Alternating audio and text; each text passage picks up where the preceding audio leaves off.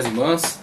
Quem está acompanhando o canal está percebendo que estamos fazendo algumas regravações para melhorar as aulas que já tínhamos deixado disponíveis. Então fizemos regravações em Introdução ao Antigo Testamento, também da matéria de Introdução ao Novo Testamento, com acréscimo de alguns vídeos novos, ok? Fizemos a regravação de métodos de estudo da Bíblia. Estamos agora concluindo a regravação das aulas de Eclesiologia. Então fizemos melhorias na visualização da imagem, para que a imagem esteja de uma forma mais fácil de ser visualizada. E vamos fazer o acréscimo aqui da aula conclusiva, ok? Então optamos por fazer uma melhoria na aula conclusiva. Eu vou trazer aqui também alguns conteúdos muito interessantes, muito importantes, que com certeza vão acrescentar bastante aí no seu conhecimento bíblico, ok? Então vamos partir agora para a nossa aula conclusiva na matéria de Eclesiologia, para fechar esse grupo de aulas regravadas. E a abordagem vai ser em relação à Ceia do Senhor. Então a apostila do curso CETAD, do Pastor Expedito Marinho, Seminário de Educação Teológica das Assembleias de Deus. Vamos trazer algum conteúdo, aproveitando essa base aqui de estudos, e acrescentar também outros estudos a partir de materiais que vamos deixar aqui o seu conteúdo disponível para que você possa então ter uma compreensão mais ampla a respeito, ok? Dando início aqui temos a Ceia do Senhor, na apostila de Eclesiologia, que nos diz: os principais trechos bíblicos onde relata sobre a Ceia do Senhor são Mateus 26, do 26 ao 29, Evangelho de Marcos, capítulo 14, versículos 22 ao 25, Evangelho de Lucas, capítulo 22, versículos 19 e 20, Evangelho de João, capítulo 6, versículos 32 ao 58, também a primeira carta de Paulo aos Coríntios, capítulo 10, versículos 16 ao 21, e também o capítulo 11, versículos 17 ao 34. O trecho de 1 de Coríntios 11, 17 ao 34 é onde encontramos melhores informações. Então, partindo aqui para o significado, ele nos comunica o seguinte: a Ceia do Senhor é uma refeição de comunhão que tem o propósito de servir de recordações dos sofrimentos do Senhor Jesus Cristo em nosso favor. É uma celebração comemorativa em sua morte vicária. Então ele passa já a nos introduzir ao tema da Ceia do Senhor e nos fazer referência em relação ao cerimonial de memória, quando fazemos memória a respeito da morte vicária ou morte substitutiva, onde o Senhor Jesus Cristo deu a sua vida para a nossa salvação. Ele com o seu sangue pagou diante de Deus os nossos pecados. Então quando ele institui a ceia, ele mesmo comunica a nós essa forte ideia da memória, em memória de mim, como nós vamos ver aqui em outros textos que você vai visualizar em tela. Mas começamos a entender, já que dentre as ocasiões nas quais a Igreja de Cristo se reúne, e durante toda essa matéria nós enfatizamos acerca da igreja. Quem é a igreja? A igreja não é um edifício, a igreja não é uma placa, uma instituição, um CNPJ. A igreja é um corpo vivo de pessoas que estão engajadas no mesmo propósito, a eclesia, os chamados para fora, aqueles que estão agora imbuídos numa mesma fé na pessoa bendita de Jesus Cristo. Então estes se reúnem para adorar, para louvar, para vivenciar a sua comunhão. Agora o ápice desse ajuntamento, dessa reunião, a ocasião mais relevante, mais importante da sua união, é quando se reúnem em memória do Senhor Jesus Cristo, da sua morte e ressurreição. Por isso celebram esta ocasião com o pão e o vinho ou suco de uva. Vamos ver também algumas definições aqui em relação aos termos bíblicos neotestamentários aplicados em relação ao fruto da vide, ok? Então o pão que representa o corpo de Cristo, o vinho ou suco de uva que representa o seu sangue, tendo o seu corpo sido dado por nós, tendo o seu sangue sido derramado por nós, e o sangue de Cristo que nos purifica de todo pecado. Então é o ápice, é a principal reunião. Por isso que em nossas igrejas sempre é enfatizado que no culto de Santa Ceia, como é chamado, não há liberação para que a pessoa saia, faça visitas a outras igrejas, porque é um momento muito íntimo, muito especial, muito importante de comunhão dentro daquela congregação. Então os membros dentro daquela congregação se reúnem para celebrar, para realizar este ato memorial em relação ao grande, maravilhoso sacrifício perfeito realizado por Cristo Jesus na cruz do Calvário em prol de nossa salvação, nos dando acesso agora à presença maravilhosa de Deus. Então é de fato o mais importante momento da igreja, o momento de celebrar a morte e ressurreição de Cristo. Ele continua aqui falando: foi ordenada pelo Senhor Jesus.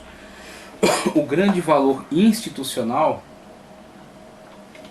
é uma instituição importantíssima. O grande valor institucional da ceia do Senhor é que ela não é um dogma humano. Isso é fundamental. Não é, mesmo que fosse, como a gente tem algumas instituições, alguns aconselhamentos, quando por exemplo Paulo toma cuidado de dizer, digo não eu, mas o Senhor. Em outro lugar diz não Senhor, mas eu. Quando ele fala, por exemplo, acerca dos solteiros, aqueles que quiserem, puderem se manter solteiros, dedicando-se totalmente à obra de Deus, mas não chega a ser uma ordenança de Cristo, não chega a ser uma lei, e sim um aconselhamento do apóstolo Paulo. Por isso digo eu, não Senhor, mas eu. Então você tem esse cuidado, você tem sempre esse cuidado em se fazer uma diferenciação entre aquilo que se está afirmando, e esta afirmação, a institucionalização deste cerimonial, deste memorial, foi feita pelo próprio Senhor Jesus Cristo. Então foi Ele que nos ordenou, por isso que colocamos dentro do rol de ordenanças. As ordenanças, o batismo em águas para a remissão de pecados e a Santa Ceia do Senhor em memória, tá certo? Da morte e ressurreição de Cristo Jesus. E aí em torno desses eventos você tem uma concatenação de outros tantos, tá certo? Que estão relacionados a estes. Para o batismo necessário haver arrependimento. Arrependimento é metanoia e epistrefo, mudança de mente e mudança de atitude. Uma vez que está arrependido dos seus pecados e se converteu para o Senhor Jesus Cristo, teve uma mudança real de vida, de atitude, está pronto então para ser imerso em águas e ser trazido de volta como símbolo de sua nova vida em Cristo. Essa nova vida já aconteceu no âmbito espiritual, já se mostra presente no âmbito físico por meio das obras da fé, como Tiago fala: mostra-me a tua fé sem obras, que eu te mostrarei a minha fé pelas minhas obras. Então as obras da fé demonstram a fé vívida que está dentro dele, que já está sendo vivenciada, já é de fato orientadora de sua nova forma de viver. Então não vivo mais eu, mas Cristo vive em mim, como disse Paulo. Então isso está em torno da grande ordenança do batismo, tá certo? Isso tem que anteceder o batismo e tem que permanecer após o batismo com um processo de santificação e de sujeição a Cristo. Andeis conforme a lei do Espírito e não cumprireis a vontade da carne. Então tudo isso está em torno da grande ordenança do batismo. E a ordenança da ceia do Senhor, que é a comunhão entre os irmãos, como João diz. Como alguém pode dizer que ama a Deus que não viu e não ama seu irmão com quem convive, a quem vê? Então nós temos aí necessariamente a comunhão horizontal e a comunhão vertical. Cristo disse: se vós quereis ser meus amigos, tem que fazer o que eu mando. Que Cristo fala também acerca dele ser a videira verdadeira e nós as varas. Quem estiver em mim e eu nele, esse dá muito fruto. O fruto do Espírito, conforme Paulo fala, fazendo contraste com os frutos da carne.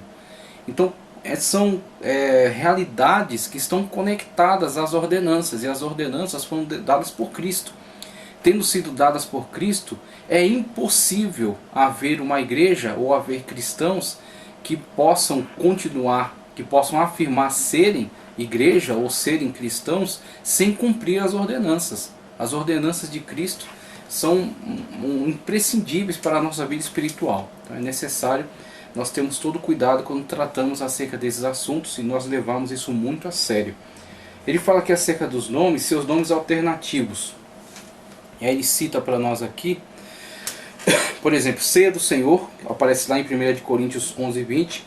A mesa do Senhor também, 1 Coríntios 10, 21.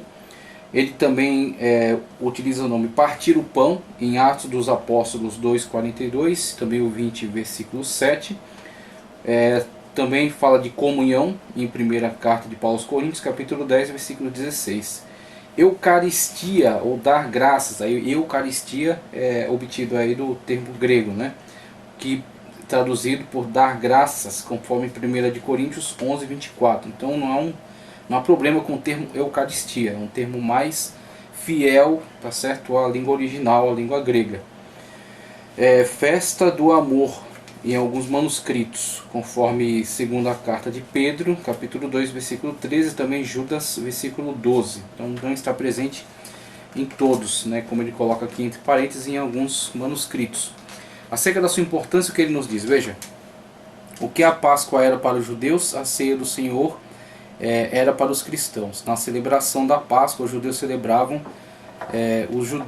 lembravam da agonia e dos sofrimentos de seus antepassados no Egito. Na celebração da ceia, os cristãos lembravam da terrível agonia e do sofrimento do Senhor Jesus. A gente vai ver melhor com a leitura de alguns textos que fazem a conexão entre o Pesach, tá certo? O passar por cima, inclusive eu vou deixar disponível também nessa playlist um outro vídeo no qual eu trago uma mensagem, uma pregação por época aí da celebração da Páscoa, trazendo exatamente esse contraste, essa transmissão, tá certo? Essa tradição desde Pesach do Antigo Testamento, a celebração entre o povo de Israel, passando para a ceia do Senhor com o Senhor Jesus Cristo. E o Senhor é que faz essa transferência quando ele celebra o Pesach, e no Pesach ele institui a Santa Ceia, ok? Então o Senhor Jesus Cristo foi que fez essa transferência, ele é o elo de ligação entre o Pesach da Antiga Aliança e a Santa Ceia do Novo Testamento. Então sempre que celebramos a Santa Ceia,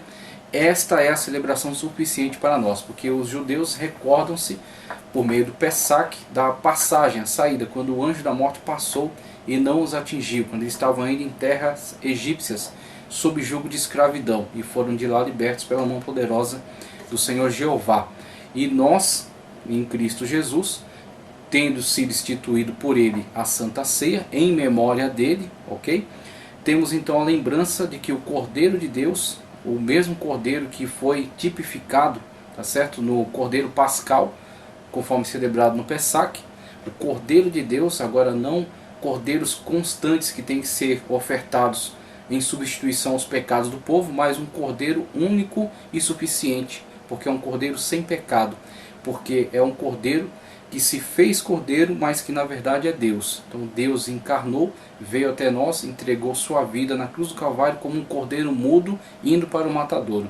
E o sangue, diferente daquele sangue dos cordeiros, dos bois, dos bodes, o sangue desse cordeiro nos purifica de todo pecado. Então temos aí um sangue que é purificador de forma definitiva. E assim Cristo Jesus assume agora de forma definitiva, assim nossa Santa Ceia é suficiente para nós, não necessitando de recordações em relação a Pesach.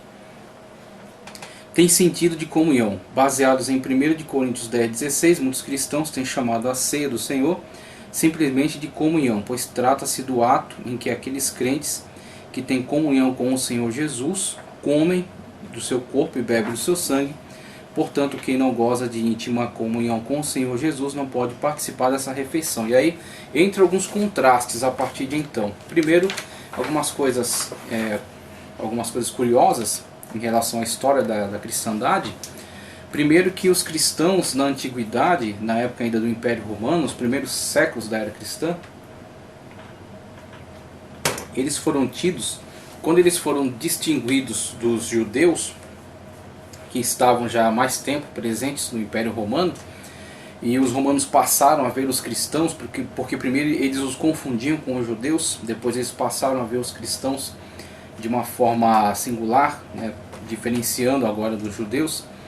Eles analisando e depois trazendo as intensas perseguições que houveram contra a cristandade, eles reputavam os cristãos por ateus. Então no primeiro momento os cristãos foram tidos como uma seita perniciosa e também como uma seita ateia. E isso eles entendiam, erroneamente, né, claro, mas eles assim entendiam porque os cristãos não se curvavam perante imagens de escultura, e eles não reconheciam nenhuma daquelas deidades, daquele panteão gigante de deuses que haviam no Império Romano, quer deuses que estavam presentes ali, originais daquela tradição, daquela cultura, tanto outros que vieram pelo diversos processos de sincretismo, de apropriação de outras culturas.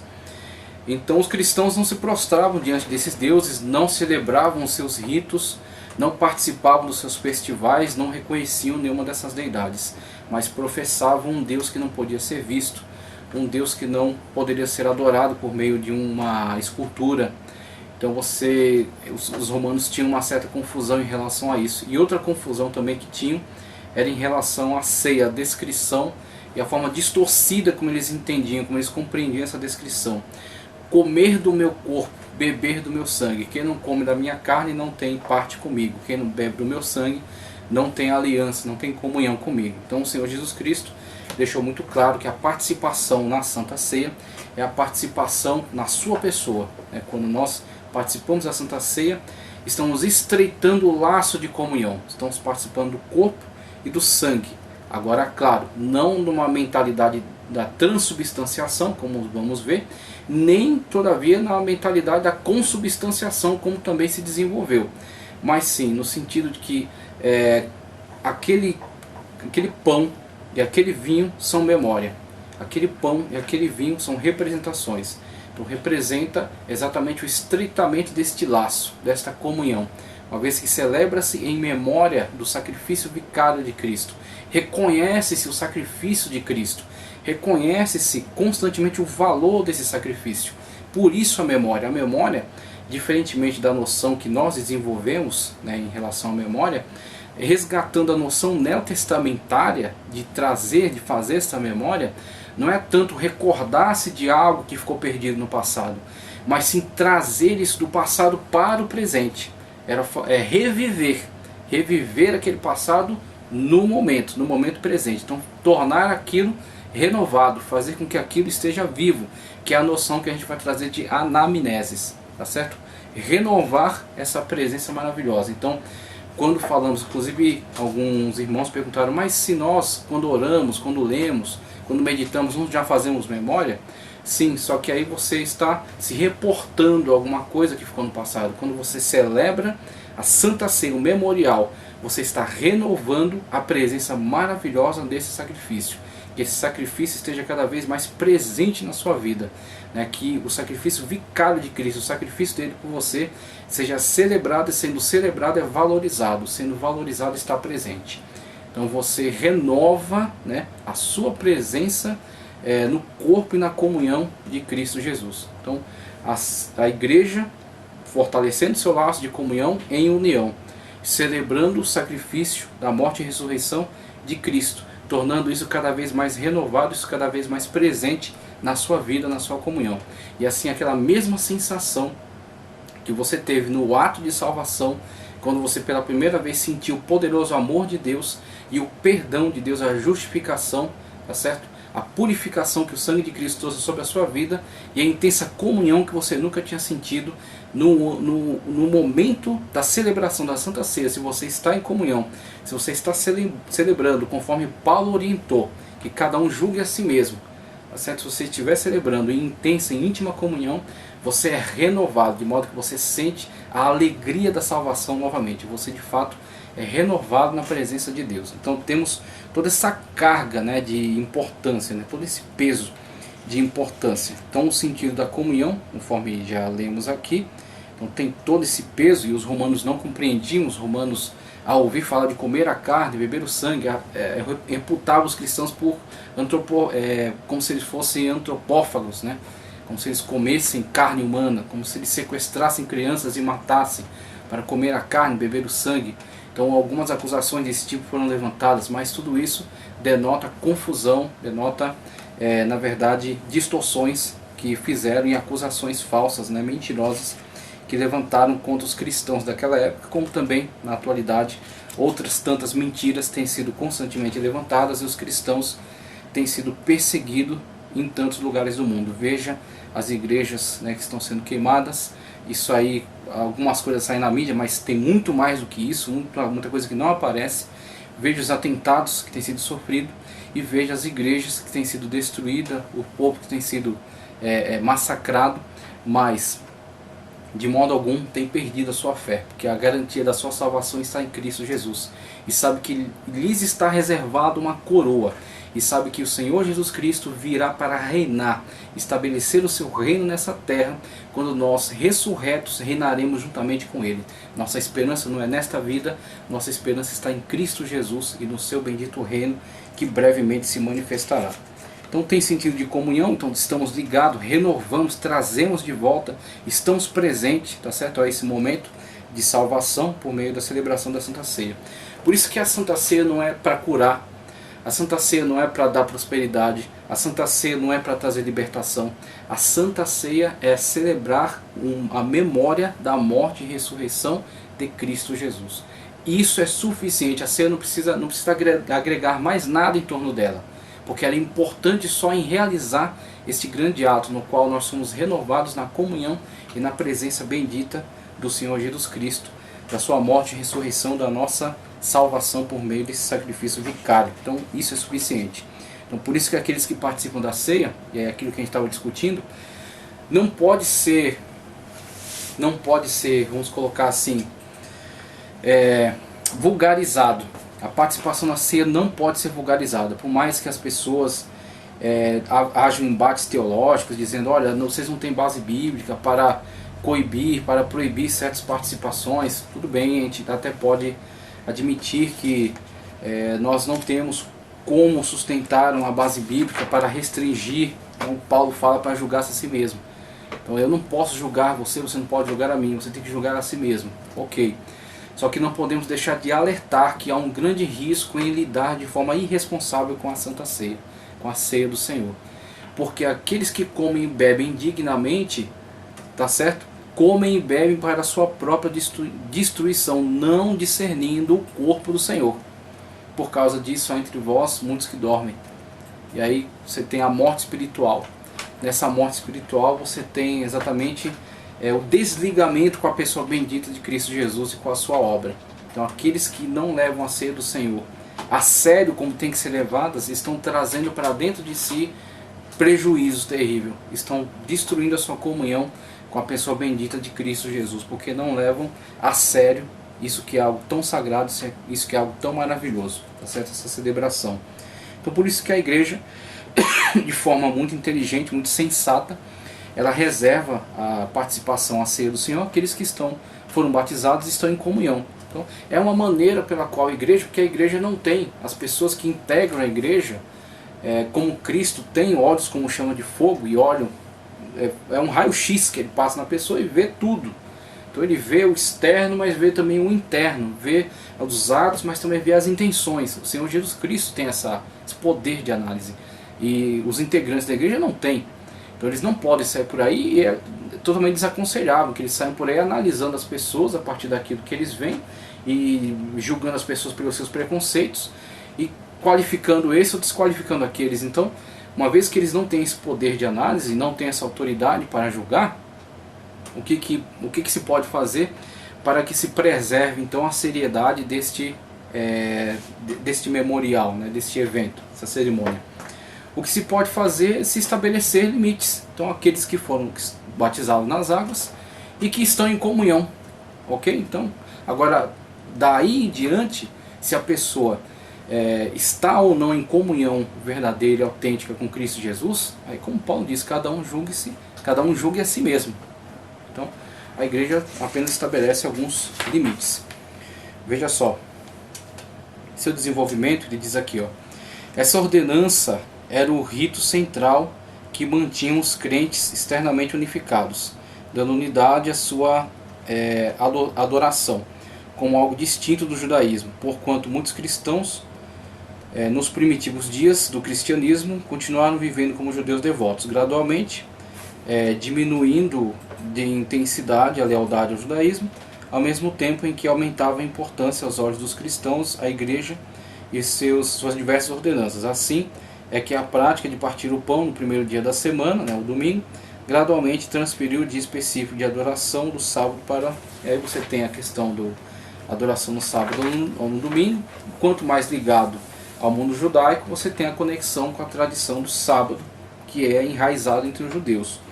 Só que quanto mais a igreja se distancia do mundo judaico, tá certo? E se integra dentro daquilo que Cristo ordenou para ela, e passa a ter Cristo como sua referência única e não uma mescla de lei de Moisés com a vida do Senhor Jesus Cristo, mas apenas o Senhor Jesus Cristo como o único e suficiente Salvador, você tem agora tudo aquilo que está relacionado a Ele como um referencial, inclusive o dia da sua ressurreição. Então, o dia da ressurreição de Cristo, o primeiro dia da semana, o domingo, então o domingo estabelecido como o dia da comunhão da igreja. A ceia pascal, ele vai dizer aqui, ó, foi no momento de uma refeição pascal que o Senhor Jesus instituiu a ceia conforme as determinações da lei judaica. E disse-lhes: desejei muito comer convosco essa Páscoa antes que padeça, conforme o Evangelho de Lucas 22:15. Veja ainda Mateus 26:19. A expressão desejei muito tem o sentido de necessidade, de companheirismo, tá certo? Então você tem aqui um elo, né, uma ligação e uma transferência, conforme eu mesmo já expliquei. Então foi num Pessac, na celebração, quando Cristo diz acerca de comer essa ceia convosco, comer essa refeição convosco, a refeição está ligada ao Pessac, ok? Está ligada à Páscoa judaica. Você tem a celebração dos pães asmos, né? E tudo aquilo que foi preparado, e quando Cristo, ele como líder, toma ali a dianteira e parte o pão, e no partir do pão e no servir do cálice, ele institui então a Santa Ceia em memória dele, tá certo? Aí você tem Cristo fazendo essa transferência do Pessac para a Santa Ceia. Ele fala aqui de circunstâncias da ceia pascal. Naquela noite as circunstâncias da refeição foram as seguintes: o anúncio da festa era feito pelo chefe da família, que nesse caso era o Senhor Jesus, o cabeça do grupo. Os ritos da festa eram regulamentados pela sucessão de taças de vinho a serem bebidas, em que o vinho vermelho usualmente era misturado com água. O chefe da casa expressava suas ações de graças pelo vinho e pela festa, tomando o primeiro copo. Seguia-se então os outros, cada qual tomando seu copo. Em seguida, eram lavadas as mãos e se erguiam louvores a Deus. Tal lavagem pode ser sugerida a Jesus, o lava-pés, o elemento que ele introduziu na cerimônia. Então comiam-se ervas amargas, as quais eram mergulhadas em vinagre ou água salgada, o que servia para lembrar os tempos difíceis que os antepassados tinham passado enquanto escravizados no Egito. Então era trazido cordeiro pascal, bem temperado com molho, num tipo de terrina chamada chorocet. Os pratos incluíam o molho, os pães asmos e as ofertas festivas e o cordeiro pascal. O sentido desses elementos da festa era esclarecido. Então ocorria a primeira parte do Halel, o cântico de louvor, extraído de Salmos 113 e 114. Imediatamente após, o que se tomava o segundo copo de vinho, e aqui ele prossegue dando mais detalhes, mas aqui já fica muito claro, né, que a celebração era um Pessac, ok? E durante o Pessac é que Cristo institui então a Santa Ceia. Pode-se fazer as seguintes conexões com a sucessão de cálices no rito que Jesus instituiu. O primeiro cálice, Jesus anuncia que aquela refeição de companheirismo seria a última, até que fosse repetido no reino. Cristo: não beberei, não tomarei do fruto da vide até aquele dia que tome convosco no reino de meu Pai. Tá certo? Então temos aí, inclusive, o termo aplicado, fruto da vide. Isso vai ser importante nas explicações que vamos trazer. Veja só. No segundo cálice, conforme declara Paulo, Jesus interpretou o sentido da nova festa ao dizer: isto é o meu corpo que é dado por vós. Agora, algo também a se esclarecer quando falamos acerca do pão. O pão é partido, o corpo é dado. Ok? Vamos trazer melhores explicações. No terceiro cálice, após ter sido partido o pão, ao ser introduzido o cálice, Jesus explicou acerca de seu sangue expiatório. Dessa maneira, Jesus adaptou a refeição da Páscoa para que servisse de ceia do Senhor, transferência agora, né, do Pessac. Então nossa conexão não está mais lá, nossa conexão não está no Pessac, tá certo? Na saída, no passar por cima do anjo da morte, conforme aconteceram com os judeus no Egito. A nossa ligação, nosso elo é com Cristo. Então, Cristo é que, celebrando o Pessac, institui a Santa Ceia, e nós celebramos Cristo, Cordeiro de Deus, tá certo? Que morreu por nós na cruz do Calvário. Período em que se devia ser celebrada, nem Jesus nem os apóstolos estabeleceram quaisquer diretrizes específicas acerca do tempo em que a ceia do Senhor deve ser celebrada. Hoje em dia, tem igreja que celebra a ceia somente uma vez por ano, enquanto a maioria das outras celebram todos os meses. Parece que os cristãos primitivos celebravam com bastante frequência, normalmente no primeiro dia da semana. Então você tem informações não muito claras a respeito, mas se o primeiro dia da semana era a ocasião de reunião, e se eles celebrassem sempre, em cada reunião, né, a memória de Cristo Jesus, então é possível que eles realizassem uma Santa Ceia a cada domingo. Então é uma possibilidade. Agora, claro, foi necessário se estabelecer algumas diferenciações entre alguns enganos, tá certo? Alguns equívocos cometidos quando a igreja adentrou de fato ao mundo grego, à cultura grega. Então você tem, por exemplo, quando Paulo dá instruções, na primeira carta de Paulo aos Coríntios, né, você tem lá os dois grandes trechos onde ele dá instruções acerca da ceia. Você vê que Paulo está trazendo alguns esclarecimentos, porque houveram confusões entre o que é a Santa Ceia, que é a ceia do Senhor, e o que eram as celebrações que antes se faziam dentro da cultura grega. Então, dentro da cultura grega, haviam, por exemplo, grandes banquetes que se celebravam a Baco, por exemplo, em que havia muita bebedeira e muita comilança, né? Inclusive, os mais abastados traziam lá suas refeições e comiam, se banqueteavam, e havia ali então muitos excessos. Okay? Então, a cultura grega, no primeiro momento, em que está ainda compreendendo, né, o Evangelho, no primeiro momento houveram então confusões, tanto que Paulo está trazendo as devidas correções. Okay? Então, Paulo fala: aquele que tem fome, come em casa. Por que você acha que nós, sempre que fazemos a leitura na igreja, há esse tipo de menção, né? Esse tipo de recomendação? Não é necessariamente dirigida a nós, na atualidade, que já compreendemos a Santa Ceia, mas sim àquela cultura na qual o Evangelho estava penetrando, mas que, num primeiro momento, teve algumas confusões em relação a isso. Então, ao se entrar, né, o memorial da Santa Ceia, desta celebração, desse cerimonial, eles reinterpretaram a moda deles. Então, houveram aqueles excessos de comilança, de bebedice, tá certo? Coisas que são prejudiciais à comunhão. E aí Paulo dá aquelas orientações, né? Que um come demais, que outro bebe demais, e outro não come nada. Então há esses excessos, essas confusões. E na verdade a ceia do Senhor não tem esse propósito. E é onde ele traz toda aquela instituição, conforme ele nos passa lá na primeira carta de Paulo aos Coríntios, capítulo 11, versículo 23 em diante. Você tem essa leitura que é feita constantemente, que traz uma ordenação, né, um afinamento para que aquilo fique em sintonia com o propósito que é memória de Cristo. Então não é reunião para encher a barriga e nem para encher a cara de vinho, mas é um momento sim de comunhão entre a igreja e de memória do sacrifício, da morte vicária, tá certo? Da ressurreição gloriosa de Cristo Jesus, da sua presença no nosso meio, para que nós fortalecemos a nossa comunhão e também nos fortalecemos na comunhão com Cristo Jesus. Então, com esta união solidificada, nós possamos prosseguir então na nossa caminhada. Por isso que não precisa encher a barriga de pão, basta apenas um bocado de pão com memória do corpo de Cristo que foi dado. O pão é partido em memória do corpo que foi dado. E o cálice que bebemos então com memória do sangue que foi derramado, o sangue do Novo Testamento, tá certo? O sangue da nova aliança. Então, com relação ao período, como estamos falando, é possível que a igreja na antiguidade celebrasse toda semana. Agora outros querem celebrar uma vez por ano, e na verdade eu acredito que isso seja um tanto incorreto, porque é como se estivessem fazendo uma associação direta com o Pessac, tá certo? Com a Páscoa. E aí temos que fazer essa necessária diferenciação. Por quê?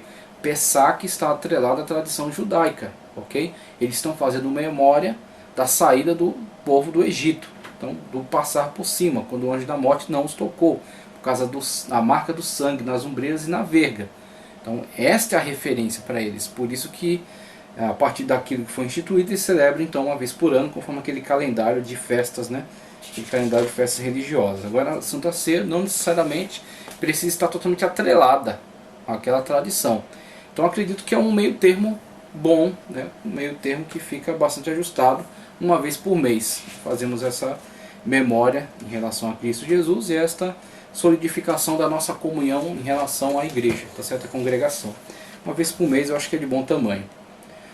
Quem pode presidir o rito da ceia, embora não temos nenhuma informação sólida quanto a quem era autorizado a presidir o ritual da ceia entre os primeiros cristãos, podemos conjecturar, tendo em vista que, em princípio, a refeição da ceia não era vinculada ao culto ordinário, deduzimos que esta era ministrada por qualquer pessoa responsável, mais ou menos como faziam os judeus, chefes de família, na celebração da Páscoa.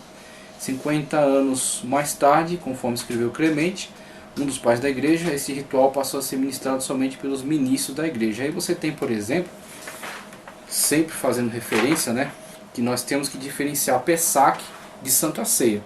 Então no Pessac, o chefe da família faz então a celebração. Na Santa Ceia, quem fez a celebração foi o Senhor Jesus Cristo. O Senhor Jesus Cristo, que é o líder do grupo. Então temos aí do Senhor Jesus Cristo para a igreja. Quando Cristo ascende aos céus, ele deixa então os seus discípulos, que são os apóstolos, que vão levar o evangelho por todas as terras.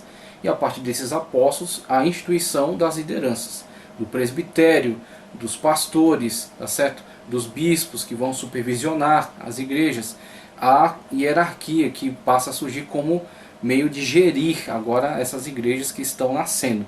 Então acredito que deve seguir a mesma lógica, na qual Cristo, sendo o líder, tá certo? Celebra o Pessac, que institui a ceia. E agora nessas igrejas, os pastores, presbíteros, aqueles que estão exercendo o ministério eclesiástico, tá, ok?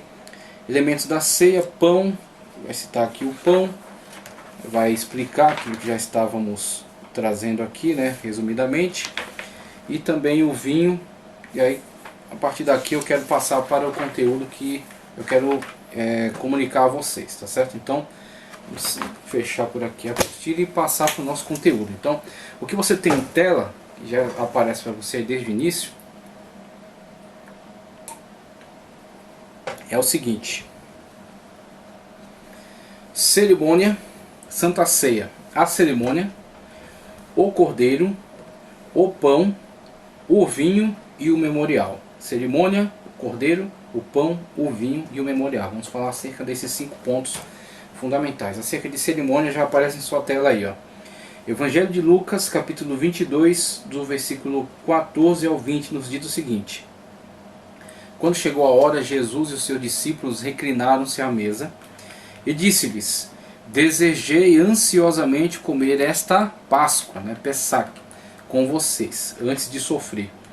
Pois eu lhes digo, não comerei dela novamente até que se cumpra no reino de Deus. Então a grande ceia que será celebrada quando a igreja em Cristo for arrebatada aos céus e nós nos encontrarmos com o Senhor nos ares. E fomos então para a grande boda, para as bodas do Cordeiro, sendo coroados no bema, no tribunal de Cristo, e adentrando então para o grande banquete, quando celebraremos juntamente com o nosso Senhor, né? Glória a Deus. Recebendo um cálice, ele deu graças e disse: tomem isto e partirem uns com os outros, pois eu lhes digo que não beberei outra vez, presta atenção, fruto da vide, que é colocado no grego como ampelos ou ampelos, tá certo? No grego, até que venha o reino de Deus. Tomando o pão, deu graças e partiu, e deu aos seus discípulos, dizendo, presta atenção, tomando o pão, deu graças e partiu. Partiu o quê? O pão. Parece óbvio, mas é importante ressaltarmos. Partiu e deu aos seus discípulos, dizendo, isto é o meu corpo que é dado. O pão é partido, o corpo é dado. Cuidado na hora de celebrar a Santa Ceia, dizer o corpo de Cristo que foi partido por nós. Faça a leitura da crucificação e veja se o corpo de Cristo foi partido. Então, Cristo foi pendurado na cruz, ele foi atravessado, tá certo? Com uma lança, foi furado com cravos, a coroa de espinho também furou, tá certo? A sua cabeça, mas ele não foi partido, não arrancaram um pedaço do corpo dele. Então, o corpo de Cristo não foi partido, o pão é partido, e o pão é memória do corpo que foi dado. Então, parece banal, mas a celebração é importantíssima, é a celebração mais importante da igreja. Então tem que ser feita com o devido cuidado, ok? Tomando o pão, deu graça e partiu, e deu aos discípulos, dizendo, isto é meu corpo dado em favor de vocês. Façam isso em memória, na amnésis. A gente vai ver a importância desse termo memória. Da mesma forma, depois da ceia, tomou o cálice, dizendo, este cálice é a nova aliança do meu sangue, o Novo Testamento. Ok? Então, a instituição aí da nova aliança em Cristo Jesus. A antiga aliança que foi feita com Deus no Monte Sinai, tá certo? Em relação ao povo, o Senhor firmou um pacto ali, uma aliança com eles. E agora a nova aliança em Cristo Jesus. Então não é que a antiga aliança ela tem que ser esquecida. Não, ela era um tipo, um símbolo. E agora a concretização. Então uma coisa é o espelho, outra coisa é a imagem oficial, é a pessoa real, que é refletida no espelho. Então aquilo eram sombras, aquilo eram tipos, certo? Aquilo eram representações. E agora o representado está aqui. Então nós temos que viver conforme a nova aliança em Cristo Jesus, instituída a partir desse momento, quando diz o sangue da nova aliança. Okay? Então temos a nova aliança em Cristo Jesus, derramado por vós. Certo? Então a morte do testador dá validade ao testamento. Então, por isso temos aí o novo pacto, nova aliança, novo testamento em Cristo Jesus. Temos que viver a partir dele. Por isso que dizemos, todo o Antigo Testamento tem que ser lido pelos óculos do Novo. Tem que passar pelo filtro do Novo. Ok? Lucas 22, 14 ao 20. Agora, com relação à cerimônia, o primeiro ponto que estamos destacando aí no nosso estudo. Digam a toda a comunidade. Deixa eu só... Não está aparecendo para mim aqui inteiro. Pronto, agora tá. Eu estou falando a leitura em Êxodo 12, 3 ao 14. Livro do Êxodo, capítulo 12, versículos 13 ao 14. Olha só. Digam a toda a comunidade de Israel que no 10º dia deste mês todo homem deverá separar um cordeiro ou um cabrito para a sua família, um para cada casa. Se uma família for pequena demais para um animal inteiro, deve dividi-lo com seu vizinho mais próximo, conforme o número de pessoas, conforme o que cada um puder comer. O animal escolhido será macho de 1 ano, sem defeito, e pode ser cordeiro ou cabrito. Guardem-no até o 14º dia do mês, quando toda a comunidade de Israel irá sacrificá-lo ao pôr do sol. Passem então um pouco do sangue nas laterais e nas vigas superiores das portas das casas nas quais vocês comerão o animal. Naquela mesma noite comerão a carne assada no fogo juntamente com ervas amargas e pão sem fermento. Não comam a carne crua, nem cozida em água, mas assada no fogo, cabeça, pernas e vísceras. Não deixem sobrar nada até pela manhã. Caso isso aconteça, queimam o que restar. Ao comerem, estejam prontos para sair, certo? Cingir os lombos, prontos para a viagem. Sandálias nos pés e cajado na mão. Comam apressadamente. Esta é a Páscoa do Senhor, Pessac. Aquela mesma noite passarei, tá certo? Pessac.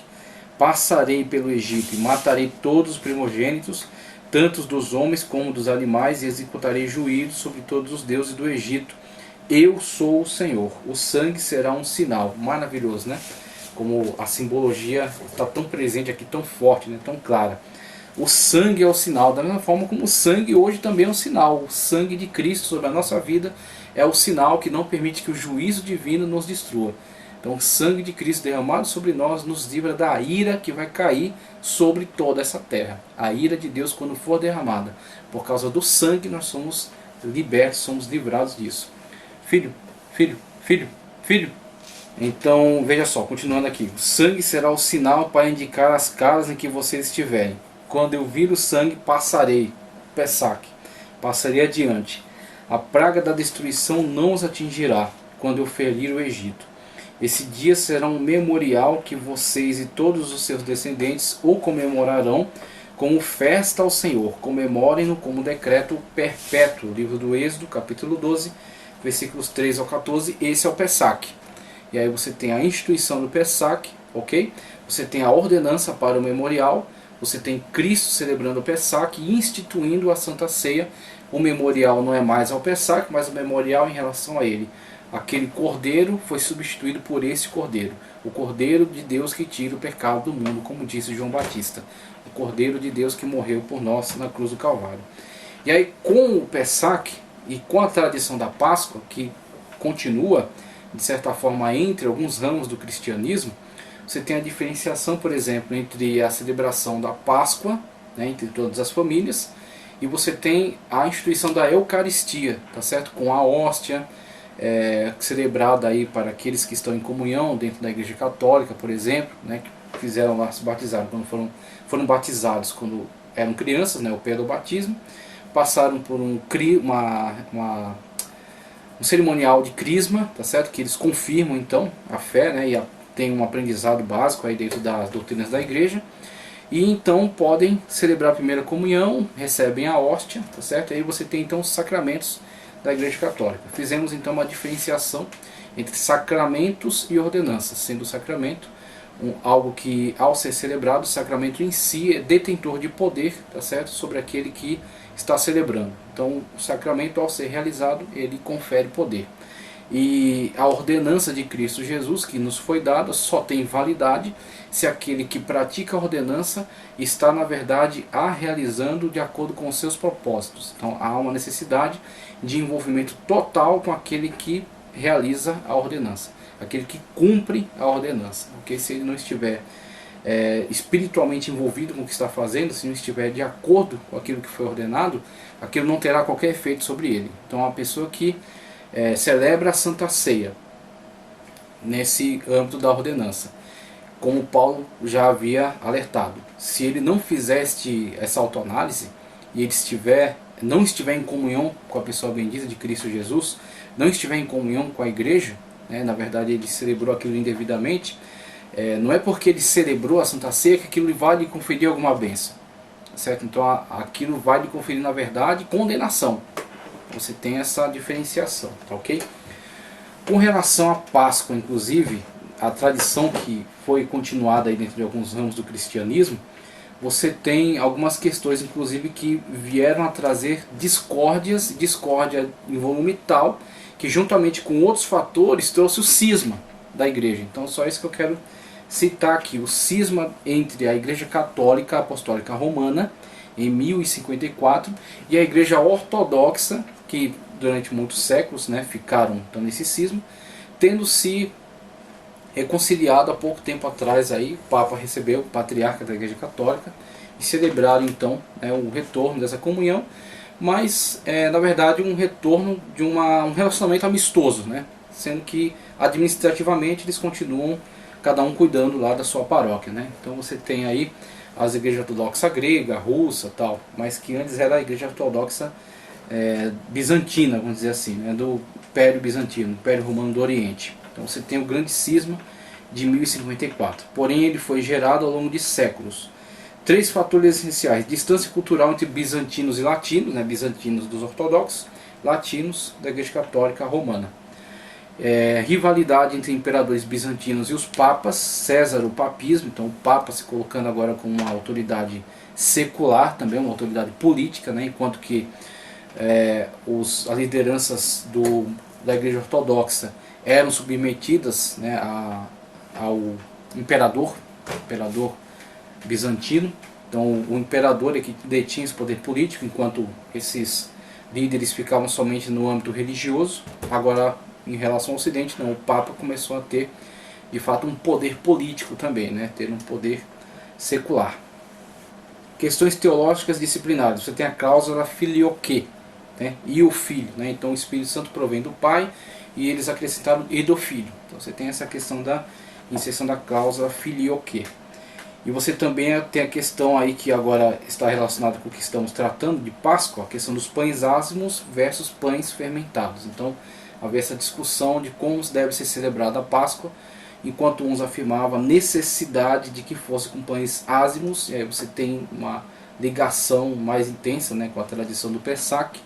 Outros já afirmavam que não há problema em ser pão fermentado, já um distanciamento daquela questão do Pesach, tá ok? Mas eu só queria destacar que essa questão da Páscoa, essa tradição da Páscoa, né, que é continuada dentro de alguns ramos do cristianismo, ele trouxe até certas confusões, certas dissensões, né, e contribuiu no cisma entre a Igreja Católica Romana, do Ocidente, e a Igreja Ortodoxa, né, do Oriente. Jesus usa os elementos da Páscoa judaica, dando um novo significado a esta refeição, uma vez que ele mesmo seria o cordeiro sacrificado para o perdão dos pecados do povo. Agora o pão repartido representaria seu corpo, O pão, né, que é partido, representa o corpo que foi dado. E o vinho, o seu sangue, o sangue que foi derramado para a remissão do nosso pecado, o sangue da nova aliança. Esse conteúdo aqui eu obtive, segundo a leitura que eu fiz, nos sites lá de chale.net, J. Barbosa, tá certo? Está aí na sua tela a referência de onde eu obtive esse texto.